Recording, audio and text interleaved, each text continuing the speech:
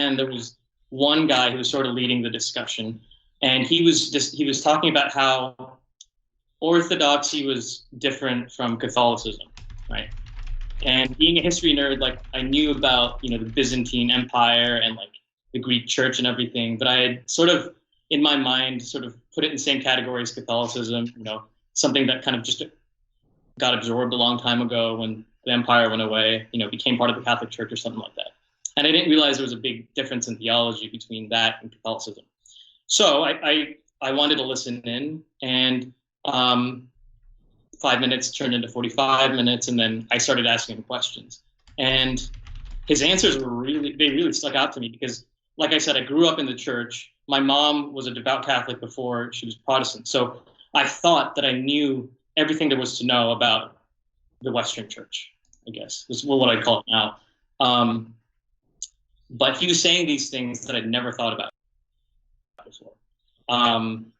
And so, for example, I was sort of in this, I thought, okay, well, you can't disprove God, so you can't really know that he exists. It was sort of this like theistic agnosticism. Mm-hmm. And this guy was talking about how everything that exists is bound to time and space, and God is not bound to either. And so I was like, aha, so we can agree that God doesn't exist. And he was like, no, God is beyond existence. And that was a moment that kind of just like blew my mind. I was like, okay, I want to know more. And so that started a friendship. So he was Orthodox. And he would be the guy that would later on become my godfather, play a really important role in my formation. So that started this journey of long talks and discussions, and he gave me books. And then eventually I started I attended liturgy with him because he asked me to come on his birthday. And at my first liturgy, I was like, intellectually, before I walked in the doors, I was convinced that, okay, this is the real church. If God exists and if his church is on earth, it's here. But as soon as everything started, there's a guy in a dress, waving a censer around, there's people kissing, pictures. What is this? Like, everything in me, like the group Protestant was just screaming out. But when I stepped out of those doors that day, I remember praying to God and saying, okay, God, if this is your real church, if this is the true church, then I'm just going to have to get used to it. And so I kept going back, and eventually I got used to it. Eventually I started loving it. And 2 years later, I was received into the church. So that was 2010. I graduated in the same year. So just a couple months after I was received into the church, I graduated, and all I wanted, my gifts for, my graduation money was, before I became a Christian, before I became Orthodox, I wanted to get a tattoo, like a big tattoo. Like that's what I could spend it on. But instead, I spent it on a plane ticket to go to Greece so I could go to Mount Athos for the first time. Wow. And that was another like life-changing formational experience. And when I came back from Greece that summer, all I could think about was like going back and experiencing, Orthodox culture, the Orthodox phronema, as they call it, in Greece, and like just being there and like absorbing it all. And I had moved down to San Diego on a whim, because I'm from Northern California and spent all my whole life there. So I moved down there on a whim, and I was like, okay, how am I going to get back to Greece? And so I was looking at all these ways to go there legally. Hey, I'll teach English, right? And so I got an English teaching credential, only to find out that they only hire EU citizens. But that didn't tell me. So I was like, okay, I'll find a country nearby, and I'll go there and I'll teach, and then on my holidays I'll go to Greece. I'll go to Athos, And so I was like in this process of applying to jobs around Europe when I met Effy. Yeah. All right, and Effy, would you like to tell us a little bit about your journey then? What brought you to that point? How did you find the church? Yeah, I found the church through Joseph, but before that, I was born in a non-religious family. My grandparents were religious, so we would go to church occasionally, like on Easter and Christmas maybe, but never grew up with any type of prayer or spiritual formation or anything like that.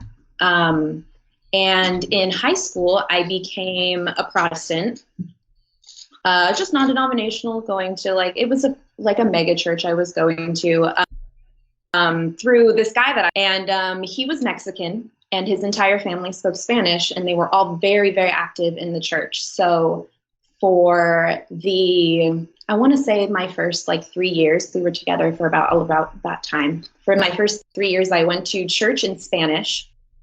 And now that I think about it, that was probably my first exposure to kind of a cross-cultural experience. And that definitely, I think, has shaped the way I think today about wanting to experience that even more, because I just had such a great experience with those people. They were amazing, so nice, so accepting of me, even though I was nothing like them, and I was trying to learn the language as best I could to relate to them. They were nothing but nice to me, and it was kind of sad for me to have to part from that community. But I did, and in college, they're a Protestant group of friends to hang out with. And they kind of kept me Protestant, kept me in the church. I think otherwise I probably wouldn't have stayed. Just because what do you believe and why wasn't really a question. It was very much me and my Bible, go to church on Sundays, sing rock band songs, and then go home. And in college, I want to say right after my first year of college, I met Joseph. And he told me about the Orthodox Church. I remember thinking he was really weird when we first met because he had I still think it's weird. Me about how these plans that he wanted to go abroad, teach English, and never return. And I was like, all right, then. That's good for you. But our paths were crossing because we had a lot of common friends. And I guess eventually he and kind of considered dating. But before we started dating, I wanted to know what do you believe in? Because that's just kind of what you ask as a Protestant, I guess. What do you believe in? Not sure. I just wasn't really sure what I was expecting the answer to be. But he gave me a kind of a brief explanation of the Orthodox Church. He told me believe, and I recited the something like that. Okay, that's cool. Didn't find anything weird about the Nicene Creed. So I was like, okay, cool. And he was like, you know what? Instead of me telling you, how about you just come to church with me? And I was like, okay, I'll go. So he brought me to a Vespers service at St. Anthony's Antiochian Parish in San Diego. And at the time, they were renting a building from a very large Protestant church. So it was in a building that I was familiar with. The surroundings were very familiar. The only thing that was different was the chanting, the censers, the vestments, and they had some icons, at the front of the church on easels. So, and I think that really helped me kind of ease into Orthodoxy. It wasn't a big, shiny, mosaic icon-filled church right in my face, the first time I went, and it was great. But around that time, as Joseph stopped in his story, he was on his way out of the United States because he had found a job in the Czech Republic teaching English, maybe, what do you want to say, a month after we started dating? Yeah, he left. Very, very soon. Yeah, but he had started the application process before we started dating. So, of course, I wasn't going to tell him not to go. So he went. He left, and we were long distance for a year. And through the guidance of my godparents, they ended up becoming my godparents. They weren't at the time, obviously. And my spiritual father, they in the church and kept wanting to come. And I'm so, so grateful for them and their guidance.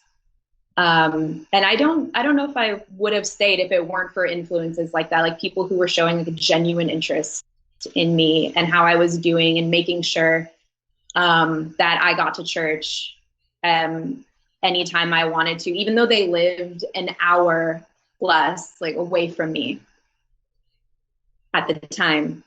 They drove all the way down to where I was whenever there was a church service, picked me up and brought me to church and made sure that I stayed in the church. Yeah, Ariel and Michelle are their names. That's awesome. And they were a huge reason why I think Orthodox. But while he was away, he wrote me letters, we Skyped, and he answered a lot of big theological questions I might have had at the time. So that also helped as well. And I became Orthodox on Lazarus Saturday 2011. So I've been Orthodox for 9 years. Awesome. Thank you for sharing. And came back and we ended up getting married a couple of years later. So that's where we are now. Beautiful. Thank you. Thank you. Beautiful story. Those are beautiful stories. Those are always so inspiring. The becoming Orthodox stories, very awe-inspiring to see how God works. So how did you come to, I guess, pursuing the call to missions? How did that happen? What was that process like? What were the next steps you took to get to where you are now, planning and looking ahead to Sweden?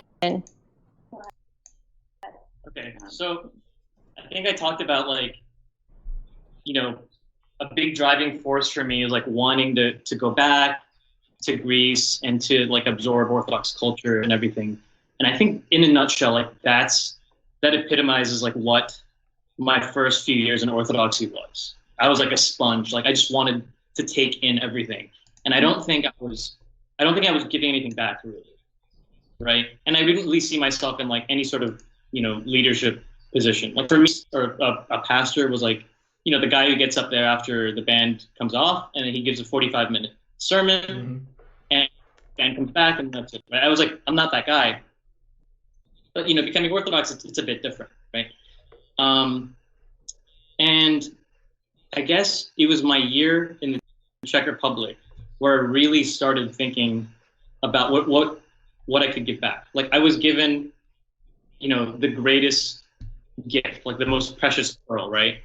And when you're given something so wonderful, eventually you get this feeling that something that you want to share with everyone, like a light. When I went to the Czech Republic, I didn't really know a lot about the country before moving there. I was somewhat excited because, having read about Orthodox history, I knew about, Czechia and Moravia because of the brothers Cyril and Methodius, right? And I was okay, great, there must be some sort of, Orthodox presence there still, right? I didn't know the rest of the story. And I got there and it's the most atheist place in Europe, right?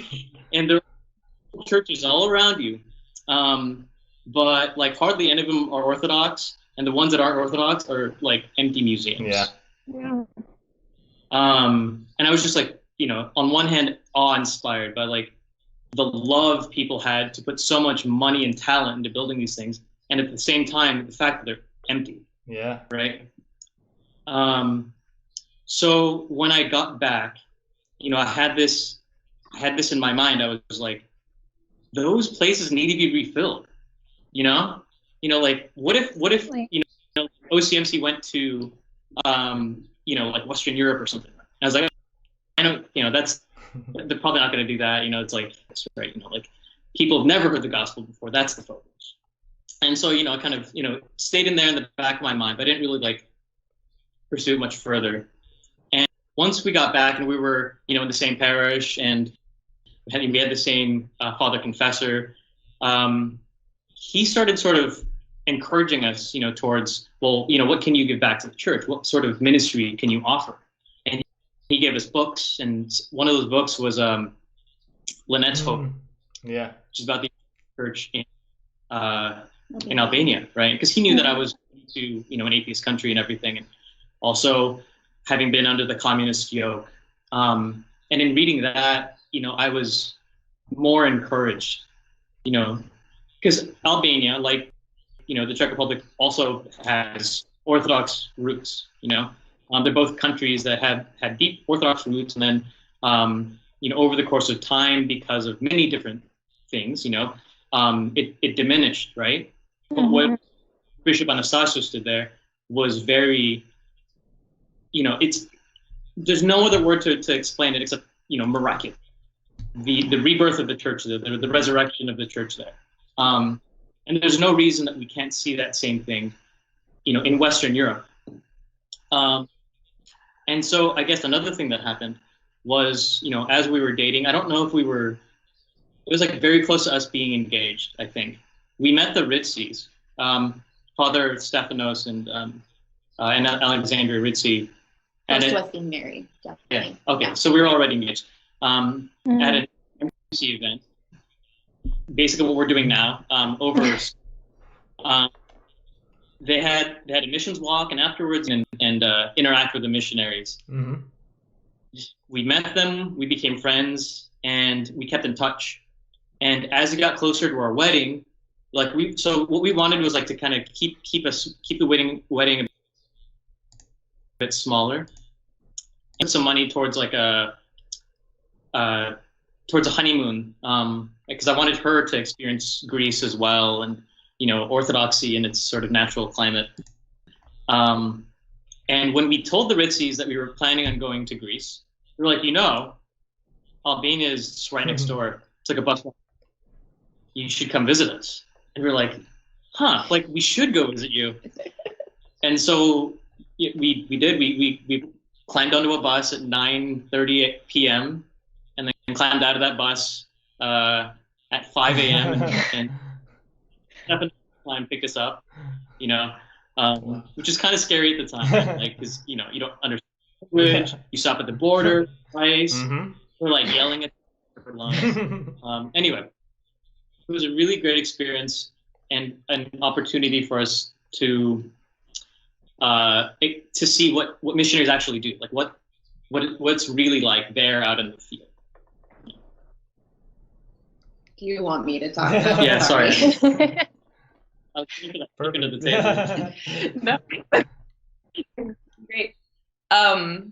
So during the honeymoon, we did end up spending 3 days in Albania. I want to say 3 days with them, and they just showed us what life is like there. They luckily we weren't imposing on anything huge and important they were doing. They were so gracious to accept us into their home and show us around as people who were just genuinely interested in what missions might be like, just from an everyday kind of context.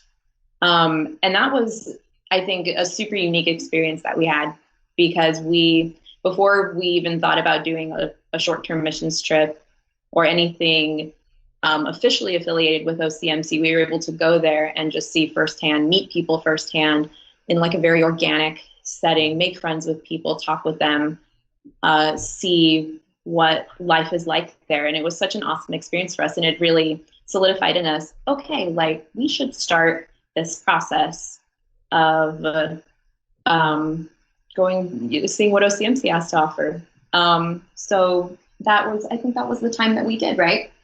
After our honeymoon, maybe a bit later, maybe even in January 2015, I think was the first time we went to OCMC in person and started our training. And at the time, we did have Albania on our minds, just because we had been there before and we loved our experience there. And also Sweden was not a mission field yet. So we can talk about how we'll get to Sweden, of course, later. What else are we talking about? Okay, so so that was our first time, I guess, in the mission field. Talk about how we got to Greece, because that sort of filled the rest. Yes, for those coming to you live from Thessaloniki. We've been living here for 4 years now. It'll be 4 years in August, so I'll just say 4 years. Yeah, we've been living here for 4 years now. But how did we get here? Okay, so it's a crazy story. After we got married, we were being counseled by our spiritual fathers towards theological studies, and then missionary work afterwards, wherever that may be. And it took 2 years of being married in the States to figure that all out. But basically, in the end, we after praying for lots of discernment, we decided that moving to Thessaloniki to study at the theological school here would be the best option for us in multiple ways. But mainly, we were going to be, in the Orthodox culture, surrounding us, daily services, Manathos right there, women's monasteries for my wife. Albania is right next door. And so we get to see the Ritzies more of missionary life there. Mm-hmm. Also been able to volunteer 3 times there over the course of the last 4 years. And in that process, we were trying to figure out where, mm-hmm. we go. Like, where does God want us to go, right? And so obviously the natural thing was like, okay, well, Albania, we know a ton of people there. Love the church there. We love the archbishop, and some of the bishops there. So that was like naturally at the forefront. But then over time, like actually the more we visited, we were like, I don't know if this is where God wants us to be. Like we had a one-on-one conversation with one of the auxiliary bishops in Tirana. Mm-hmm. And kind of poured our hearts out to him. We're like, yeah, we're here in Thessaloniki now. Like, we've left our jobs, we sold everything. We want to be missionaries, but we're not sure. Like, what would we do? Yeah, what would we do? And he's like, we'll find something for you to do, right? Very, very well intentioned, but mm-hmm. also, yeah, if you don't need us here, like, I don't know if that's where we should be, going. So we talked about it more with not that they don't need us, I would say, but if we're just going to go and find something to do that maybe might not be the best fit for us, like maybe we'll be so happy there and maybe Albania isn't for us. I just wanted to clarify that because I do still think that they need people. No, yeah. But sure. Not us. Yeah. And that's actually an important thing for my wife, because she's, she just spent all this time finishing her degree in, at university, and she had just gotten her first like real design, right? And so you can tell, like, you really want. Thanks. Yeah, that was difficult for me because I'm a graphic designer with a degree in graphic design, and I kind of had a hard time finding jobs that I really felt fulfilled in, but it just so happened that 8 months before we were supposed to leave, I found a job that I loved. And I had to go. We had to go. And I knew we had to go, and it was really hard for me to leave. So I think what Joe's trying to say is, why did I even leave? Mm-hmm. Why did I do that if I'm not going to find a great fit in a mission field? And that was something that I had to struggle with a lot, I think, and come to terms with as someone interested in missions is what can I offer? Mm-hmm. I have these very specific skills in design and web ministry, but I don't see that as a prevalent profession in the mission field. I would say, but it's just like not a first priority maybe, or not something that countries are looking for. And at least it wasn't available in any of the OCMC fields before Sweden popped up. And so that was the big question for me. What do I do? I'm not just going to go somewhere and be Joseph's wife, like Joseph, who is so flexible and has many skills and can basically make himself fit in anywhere. Hard for me until we found out about Sweden. And the way we found out about Sweden is we were explaining this kind of dilemma to Deacon James and Margot at the Orthodox Christian Mission Center. And they were like, you know what? A new field opened up in Sweden. And we really think you guys would be a great on missions just yet. Think about it, pray about it, and maybe you would be a good fit in Sweden. We thought, really? Like, okay. So we read the job description for a youth and young adults coordinator, and college ministry, yeah. And they happen to have a position of a internet ministry person who, because they wanted to do more outreach with on the web, and they needed design help and just things that lined up with my skills. And I was so excited when I saw that. It was just kind of a click for me, like, wow, I think we found the field for us. And it also aligns with what Joseph was saying earlier about wanting to evangelize to Western countries who used to be Christian but have since lost the faith.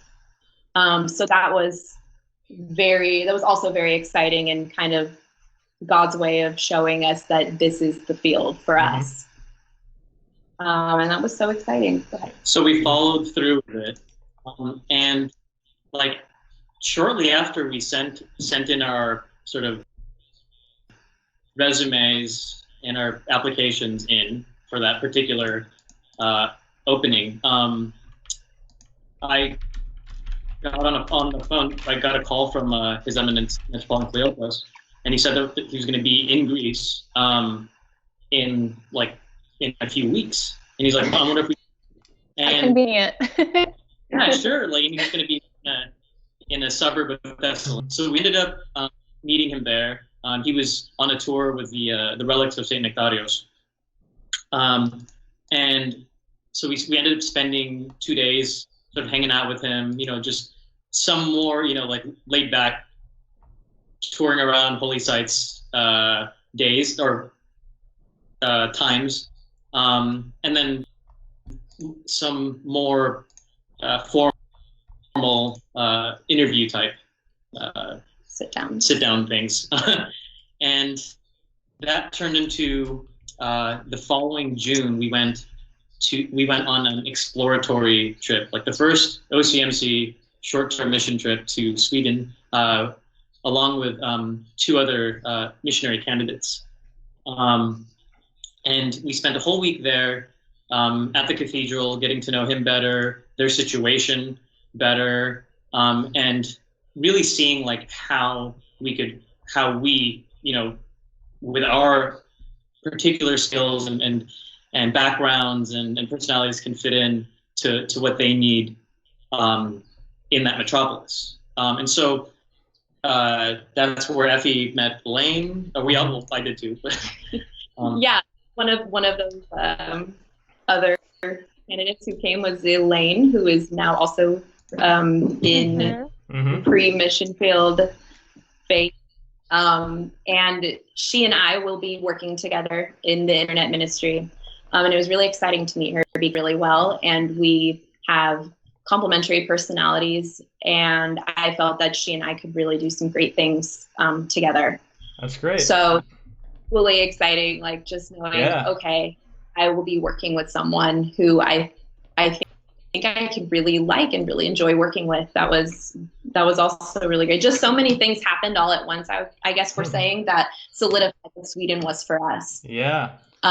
Before we go further into how you'll actually be serving in Sweden, I just wanted to ask, in case anyone's listening that ends up maybe following along and taking this missionary journey, what did it actually look like from when you decided? What was that process like? Going through OCMC to sign up for Sweden? Did you? Right. We're trying to condense that as much as we can, because for us it did take a bit longer, just because at the time, and I think still, we were a very unique case because we went to OCMC. At the time, I think the first time we went, we were still considering going to seminary in the United States. We thought we were going to take that route. But it turned out that in the 2 years, Joseph said, came to discern to come to Greece. In those 2 years, it gave us a lot of time to think about why we would choose a certain seminary. And we kind of just found out from friends of friends what Greece is like. We were like, oh, maybe we should go there. What do you want to say? More towards the actual process. Yeah, I'm sorry. We sent in really easy. Like you go to the OCMC website, and I think there's a section for if you're interested in missions, and there's short-term missions, long-term missions. And for the short-term missions, obviously there's specific teams that go for specific dates. For long-term missions, that's a different ball game. You send in your information, and I think there was like a screening Skype type interview, and after that, they asked us more questions, more personal, more in detail. We had interviews with Margot and with Deacon James. So Margot is the assistant missionary director, and Deacon James is the director of missions. And from there, they explained to us like what the process would be like for like training and things like that. And so like the first training session we had was what was it called? Like new candidate orientation. Yeah, NCO. No, it was before you. Can you guys help us out here? Right. It's been 4 years for us. What's the first thing? Yeah. I should know this. An orientation. But it was the NCO.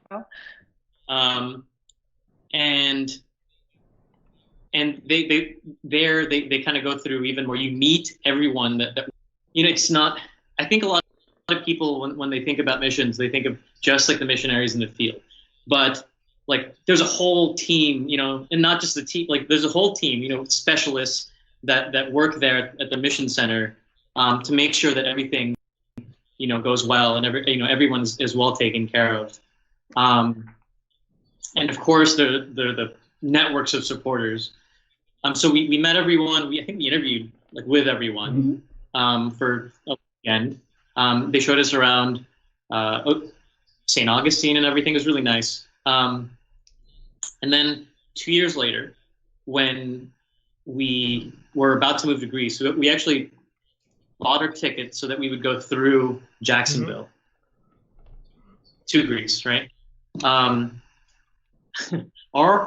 The next stage, I think, is called NCO, New Candidate Orientation. So that's sort of like when, you're on your way to a specific field. For us, it was kind of strange because we weren't on our way to a specific field, but we were on our way out of the country. So they wanted to get some of that done with us before we left.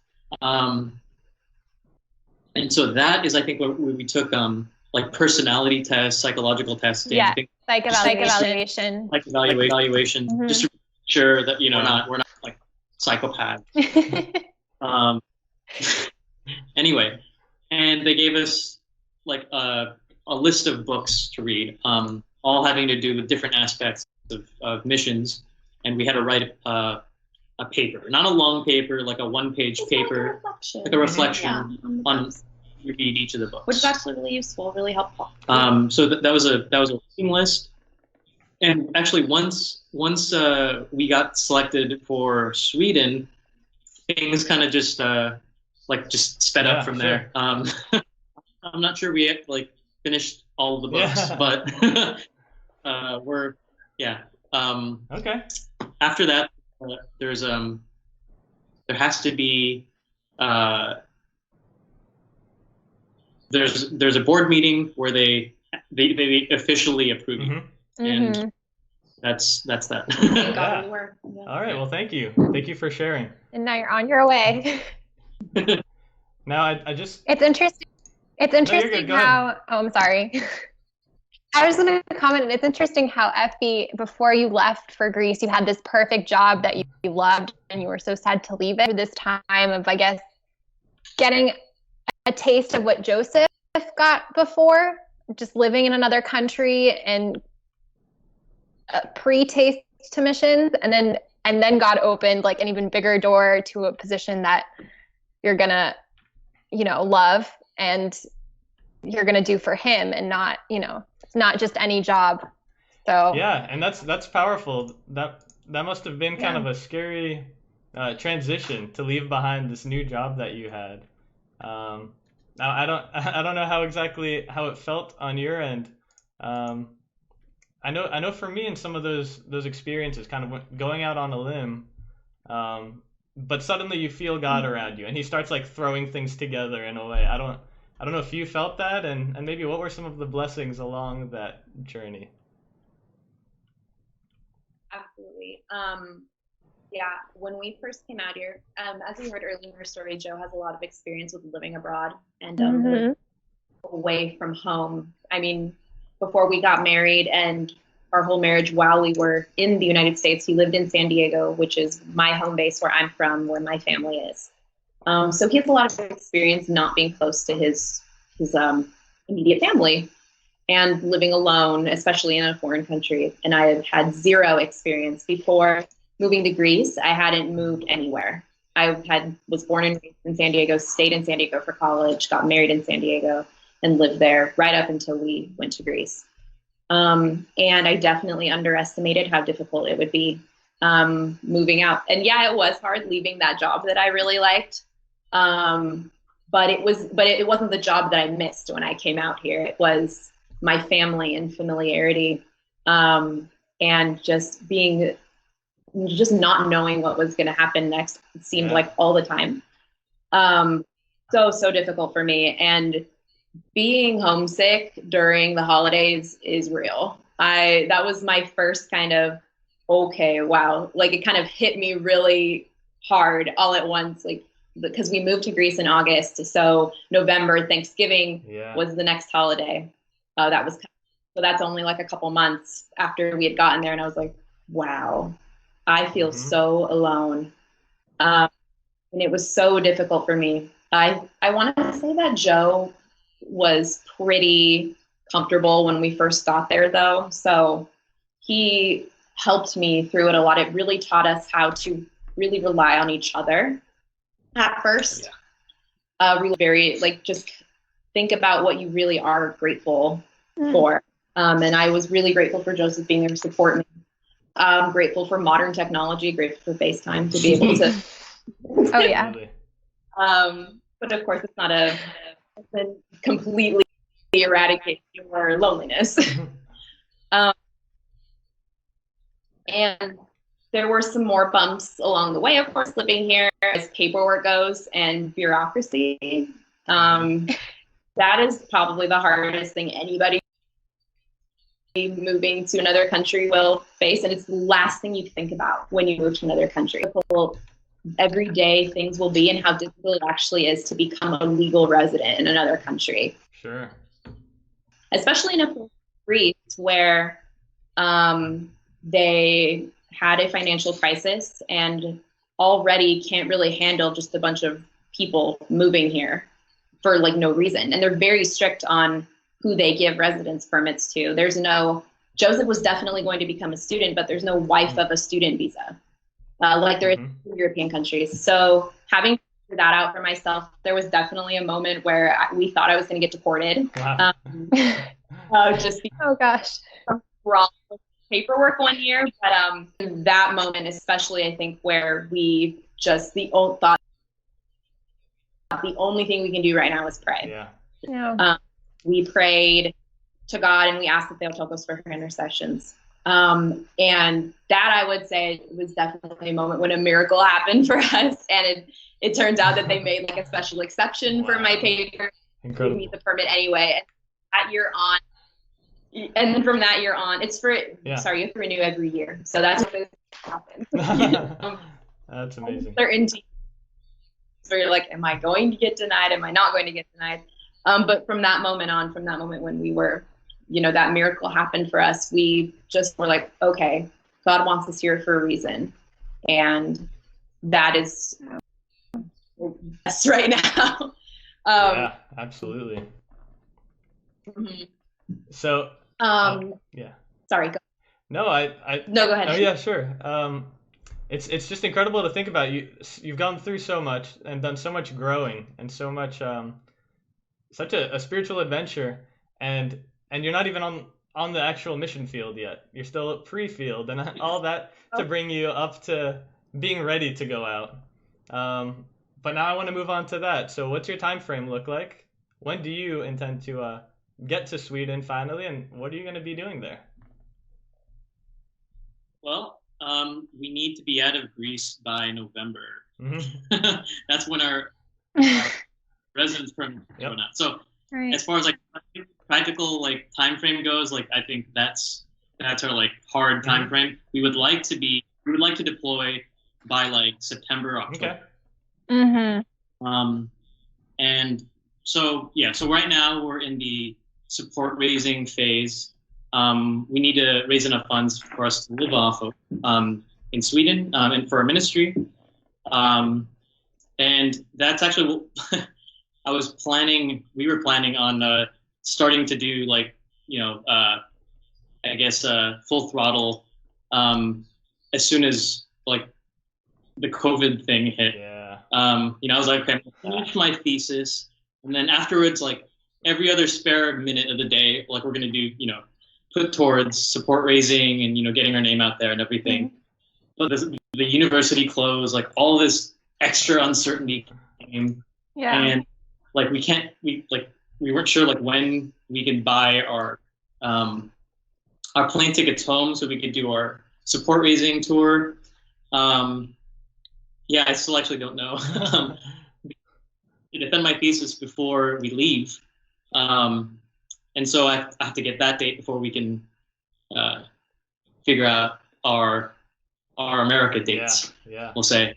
Yeah, we're thinking of so far the plan is still to return to California in the beginning of June and be there until maybe beginning or mid-August to do support raising face-to-face, to reconnect with our families, our parishes, see our friends, just as kind of a final send-off before we move to Sweden. And in August, we were planning on coming back here, tying up some loose ends, and then tying up some loose ends after we get back from America here. And then, being in Sweden in, by latest October, because we had to be, because our residence permits are going to expire.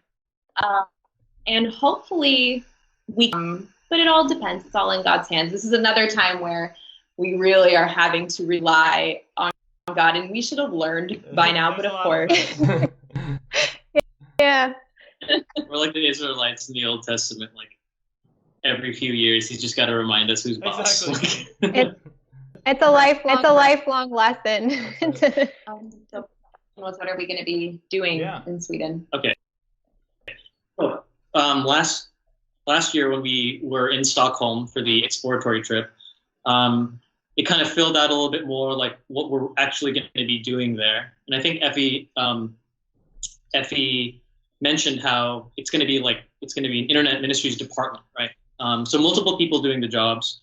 And what it looks like for me is that I'm going to be involved as a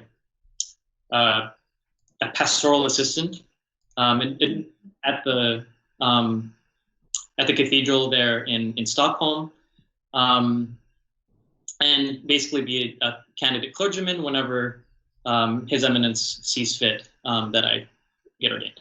But until then, I'm sure I'll be running around, doing what needs to be done at the cathedral, helping out the priests there, learning, of course, the services and chanting in the services and things like that. Involvement in the youth and college ministries department. There is one other a candidate missionary that would also be involved in that youth and college ministries position department. Yeah, great. And Effy, you said you're working. You're going to be using your talents in graphic design and working in that internet ministries department. Yes, me and Elaine are great. I think great together because our skills complement each other's skills. So she is a marketing expert, and her field is marketing, whereas I am more of a designer, and I really don't like marketing. And some of my skills in design, she doesn't possess. So we can really complement where each other is lacking. That is perfect. We want to be more active on social media geared towards the youth and getting more people to find out about the church and to find out about Orthodoxy. And from what I understand, I will be involved with whatever website necessities are. There is a website, and you can find it, and you can see the progress that the Metropolitan has made in Sweden in the 10 years that he's been there. Has he been there 10 years? I think about 10 years he's been there. Mm-hmm. But it does need some help. I will say it needs a little help. And that's what you're there for. Here to help. Perfect. Yep. And probably to just do any type of advertisement for events that the metropolis has, just things that a normal, whatever needs to be done on the internet, we're hopefully going to be there and establish a greater internet presence for the metropolis of Sweden. Awesome. That's exciting. Lisa, did you want to jump in? Oh, I was just going to ask if you guys are going to be a presence on the campuses there, on university campuses. That's something that he really wants. Okay. I think His Eminence understands that. So right now, there's a lot of sort of first generation immigrants, from Greece, but they're going to have children, right? And in order for like the children to stay in church, they need to be engaged. And of course, there are college students there and things like that. So if you want for a church to be there in the future, you have to start thinking about the kids, right? Oh yeah. Young people, and he really gets that. And so he wants there to be a presence on the campuses. And so it's not just Sweden; it's a large metropolis. It encompasses Sweden, Norway, Denmark, and all of Scandinavia. Yeah. So it's a lot of universities it's a lot of traveling, a lot of universities to tend to. But it's something I think that the Lord will unfold and open up, and He'll show us the right path as we go along. Yeah. Absolutely. Now to come so far, you said that you're going to be support raising, God willing, soon. But surely you must have already needed a lot of support. What kind of help have you had along the way? Oh my gosh. Wow. When we first moved here, we did a fundraiser at our parishes. We have 3 parishes that we're involved with in California. And we were not expecting the response that we got when we did that. And this had almost nothing to do with missions. It had more to do with our studies. We were saying we're 2 people. We quit our jobs. We saved up as much as we can, and we're moving to Greece in order to become missionaries in the future after our studies. And we had a response from our parishes that we were not expecting at all. And we raised so much more than we were asking for in that time. And that kind of made us feel so confident in our parishes. And they have since donated to our short-term missions trips that we've been on. Yeah. Not only did that, though, one of the parishes, St. Anthony's in San Diego, they've been supporting a missionary / theological studies scholarship. And they would say it's not much, but for us, that's also helped us, get along. A little goes a long way here in Greece, for sure. So St. Anthony Antiochian is the parish where I was chrismated and where we got married. They're a huge support system for us. But also, we are a part of St. Gregory of Nyssa Greek Orthodox Church in El Cajon, California. It's just the suburb in San Diego. And they have also become a second home, a second family to us along the way. And the priest there, Father Simeon Corona, is an amazing spiritual father as well. And they also have financially supported us in the past and helped us raise money for our short-term mission trips and for moving here. And they they continue, like we're their missionaries, and they continue to advertise our progress. Like whenever we have newsletters, we send it to them. Mm-hmm. Pray for us. Father Simeon surprised us with us speaking at one of their I think it was at their feast day celebration. He's put this in kind of like this. Awesome. Yeah, the parish where I was received in Northern California, Elevation Cross, they've also been supportive of us, and it wasn't even like I remember we didn't even ask them; we just showed up, and the priest there, who was actually my catechist, when I was coming into the church, he introduced us and everything, and then kind of impromptu, called for a little fundraising passing of the baskets. It was really nice. Had a lot of love and support poured out to us, and we're really grateful for it. That's so great. That support really can go a long way, I'm sure. If people are listening and they're interested, how can they follow along? What can they do for you? How can they support and stay up to date on your work? So we have a blog called Candles Abroad that we have been writing about, just for first and foremost, if you want to read about what we're up to. We took a little hiatus from posting on that just because Joe is the gifted writer among us, and he was busy balanced thesis, so he could not write for a little while. But we've started writing again, and I do the photography and like the videos and stuff and whatever else is needed. That is just a way that people can see what we do in everyday life if they're interested in that, and just to follow us on our journey. We also, I'm getting there. And, we also just would love your prayers. If you could remember us in your prayers whenever you pray, that is the most helpful, I think. But if you check out the blog, you'll know exactly like what to pray for. Mentioning that first. And secondly, we just started an Instagram page called Candelarios Abroad. We literally started yesterday. So if you start following us now, you will have been with us from like the very beginning of our Sweden journey. And we'll also be people would like to know and like to hear our story once more. And you can help us by contributing financially. Go ahead, Joseph. So the first thing, of course, is prayer, and keeping up with us, sending in your prayers. That helps connect us too.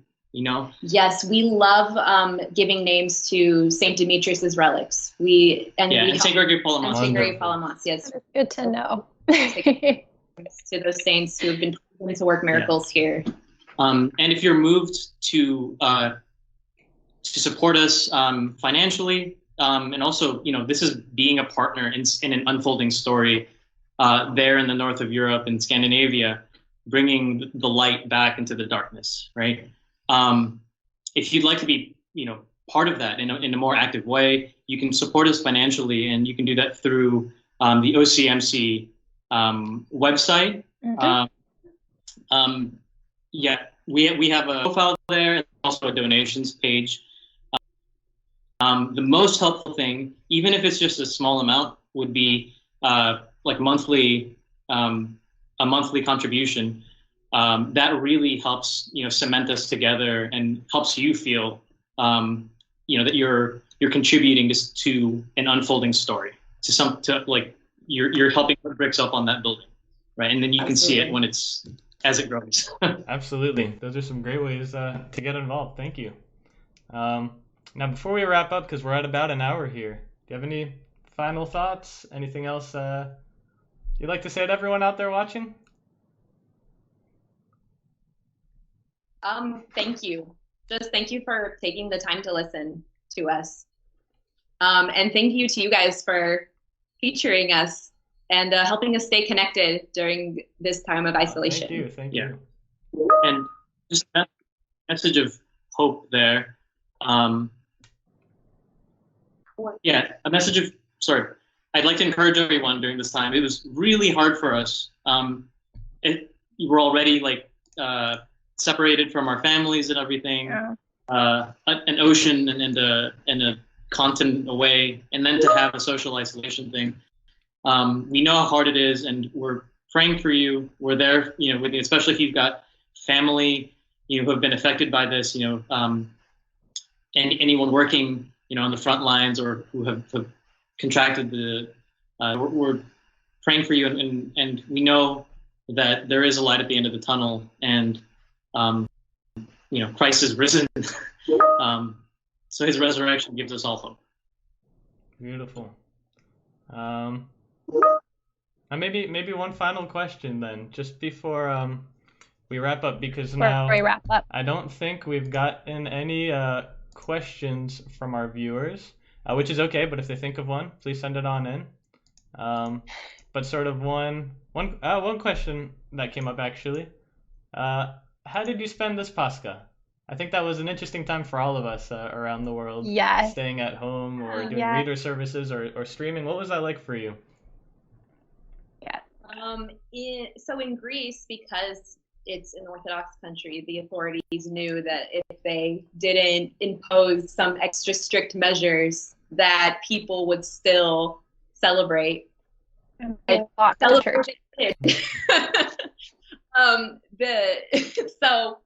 we live on a street that has a lot of balconies facing outward. We have a balcony as well. You wanna explain? Sure. Okay. So Greece was like one of the first countries when COVID-19 hit in Europe to really enforce strict quarantine measures.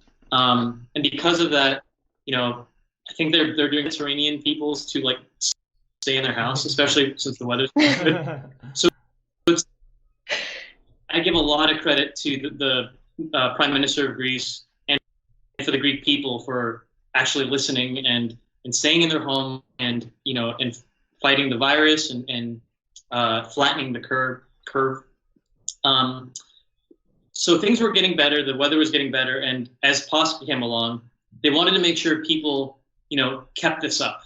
And so they doubled the fine. If you were going to come out of your house at Pascha, if you weren't in the right neighborhood or whatever, it was a double fine for breaking quarantine. And not having church services was the hardest thing for us, right?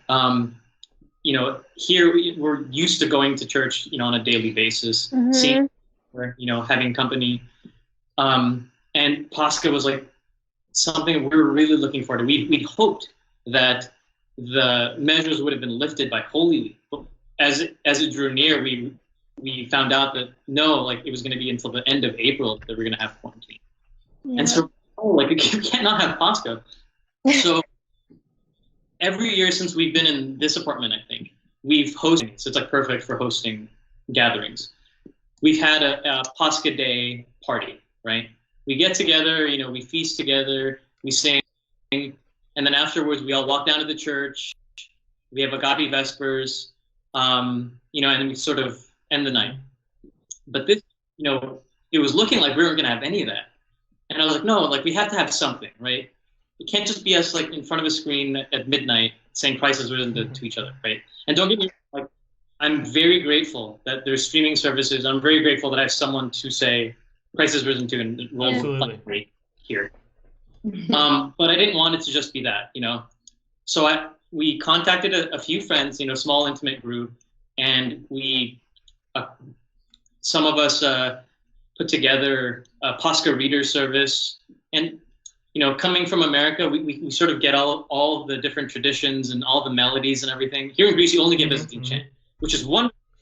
But it was okay, this is also a chance for us to sing in different languages, to put in some more Russian melodies and stuff. And so we put this service together. We practiced twice before Pascha, and even the night before Pascha, after we bought all this, the lamb, and we made our tsoreki and cheese Pascha, we weren't sure if anyone would come the next day.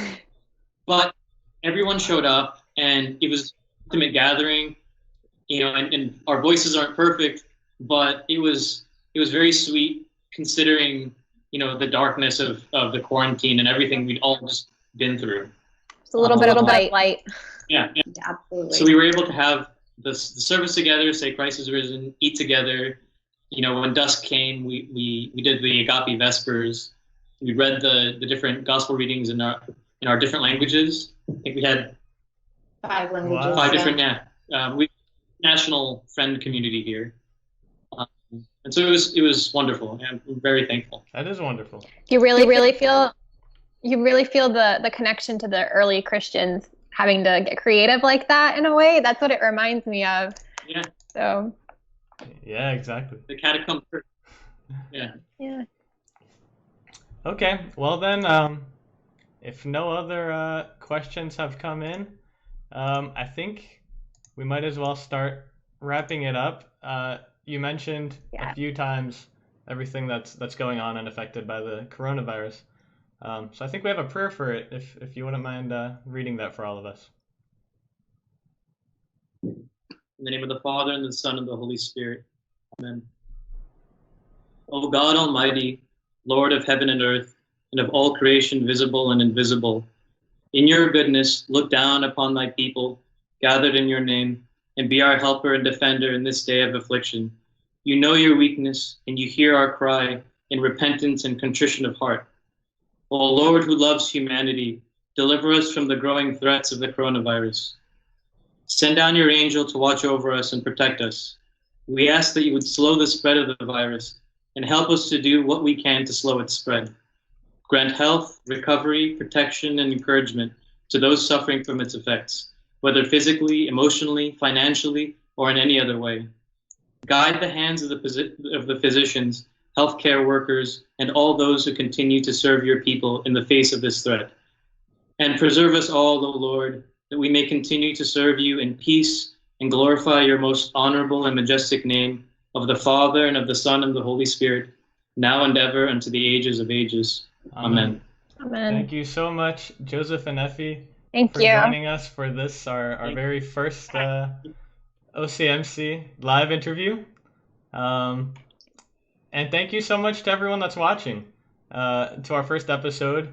I apologize for some of the technical difficulties we had in the beginning, but we got going. It was our first try, and God willing, we hope this will be the first of many episodes. The next one, God willing, will be in about 2 weeks. And so stay tuned to see who we'll interview next time.